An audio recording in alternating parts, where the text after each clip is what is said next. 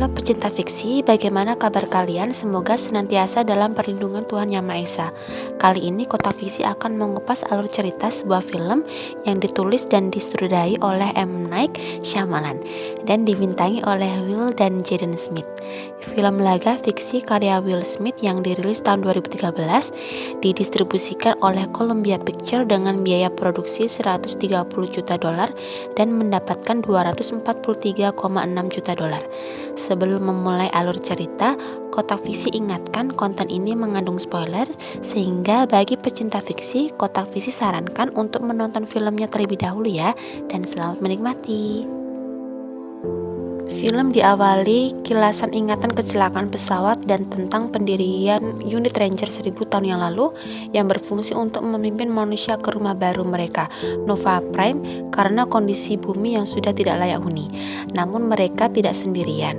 Para alien mengirim Ursa untuk memburu manusia. Ursa melihat dengan cara merasakan ketakutan. Saat manusia diambang kepunahan, Ranger menemukan jalan keluar lewat komandan utama Cyber Rage yang disebut sebagai hantu pertama. Disebut hantu karena dia tidak memiliki rasa takut sehingga tidak terlihat bagi Ursa. Scene kembali menampilkan seseorang yang masih tergeletak kemudian melompat flashback 3 hari sebelum kejadian. Dia yang nanti kita kenal sebagai Kitai. Cyber yang merupakan ayah Kitai didampingi Faya, ibu Kitai, makan malam dan berbincang tentang kegagalan hasil ujian Kitai sebagai Ranger.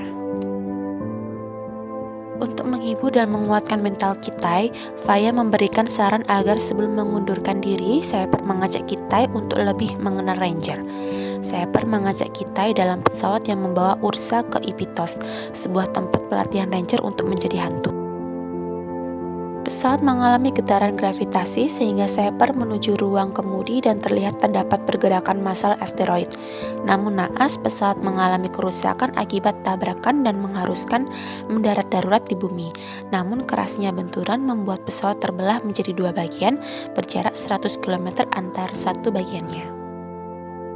Kitai dan Cyber selamat namun kedua kaki Cyber patah.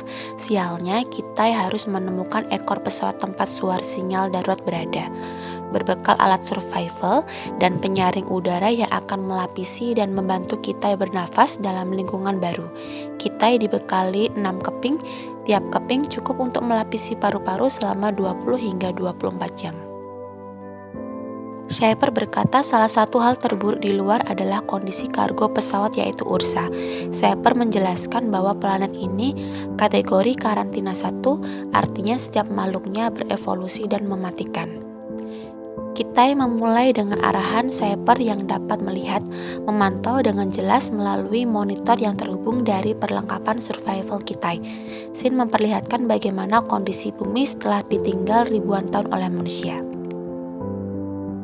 Melalui ruang kendali, Cyber meluncurkan robot pengintai dengan menargetkan Ursa. Melalui robot pengintai didapatkan struktur dan keadaan luar. Melalui olahan data kendali, Cyber memberitahu Kitai bahwa suhu tidak stabil dan pada malam hari udara dapat membekukan. Kemudian Cyber memberitahu ada sumber air panas antara ekor dan pesawat sehingga dapat menghangatkan Kitai ketika malam akan tiba. Cyber mengalami patah tulang, dibutuhkan penyambungan arteri. Terlihat Cyber memegang obat penahan rasa sakit, namun karena sedang memandu Kitai, Cyber enggan menggunakan sebab efek obatnya mengantuk berat dan gangguan penglihatan. Cyber lalu mengingat panggilan video dengan anak perempuannya, Sensi, yang tewas oleh Ursa saat menyelamatkan Kitai. Terlihat Cyber terus melacak keberadaan Ursa menggunakan robot pemindai dan melalui sensor gerak. Dalam perjalanan, Kitai diintai babun, namun Kitai bertindak ceroboh dengan melempar batu babun tersebut, dan itu membuat babun lain satu persatu mulai berdatangan. Mereka menyerang Kitai. Melalui panel kontrol, Cyber mengarahkan Kitai agar segera sampai di aliran sungai lalu menyeberanginya. Berkat aliran sungai, Kitai berhasil menghentikan pengejaran kawanan babu tersebut. Setelah berhasil lepas dari kejaran babun, tiba-tiba dari pakaian canggih Kitai menunjukkan adanya luka pada tubuh Kitai. Melalui panel kontrol, Cyber menyuruh Kitai memeriksa keadaan luka di tubuhnya. Kitai tergigit lintah yang ternyata beracun. Sniper lalu memandu Kitai untuk menyuntikkan anti racun. Racun tersebut menyerang sistem saraf Kitai, membuatnya tak dapat mengontrol tubuhnya. Kitai pun pingsan setelah menyuntikkan anti racun. Namun kita harus segera bangkit karena suhu mulai turun. Di sini kita diperlihatkan bahwa suhu bumi menjelang malam akan turun 5 derajat Celcius setiap 10 menit. Sesampai di sumber panas, kita melakukan pengecekan perlengkapan tanpa diduga. 2 dari 5 cairan nafas kita pecah.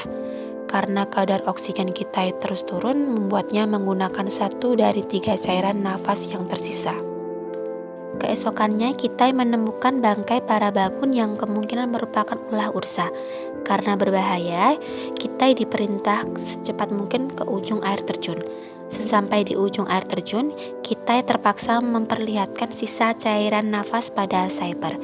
Dengan sisa cairan nafas yang ada dan melalui analisa jarak tempuh, hampir tidak mungkin melanjutkan misi dengan alat nafas tersisa.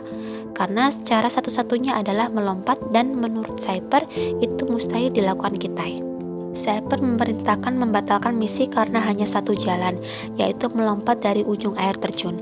Kitai menolak perintah lalu melompat, namun saat di udara, burung elang berukuran besar memburunya. Kitai berusaha menghindari, namun sayang burung elang berhasil menangkapnya. Kitai tersadar dalam sarang dengan anak-anak burung tersebut. Tak terduga, singa memanjat dan memasuki sarang mengincar anak burung. Kitai bertarung dengan singa, namun sayang, sebelumnya singa berhasil membunuh anak burung dalam sarang. Kitai turun dari sarang dan terlihat induk burung meratapi kematian semua anaknya. Sin menampilkan robot pemindai berhasil menemukan jejak ursa, yaitu pada kematian 2 ranger. Kitai menggunakan cairan nafas terakhirnya. Kemudian Kitai membuat rakit menyusuri sungai.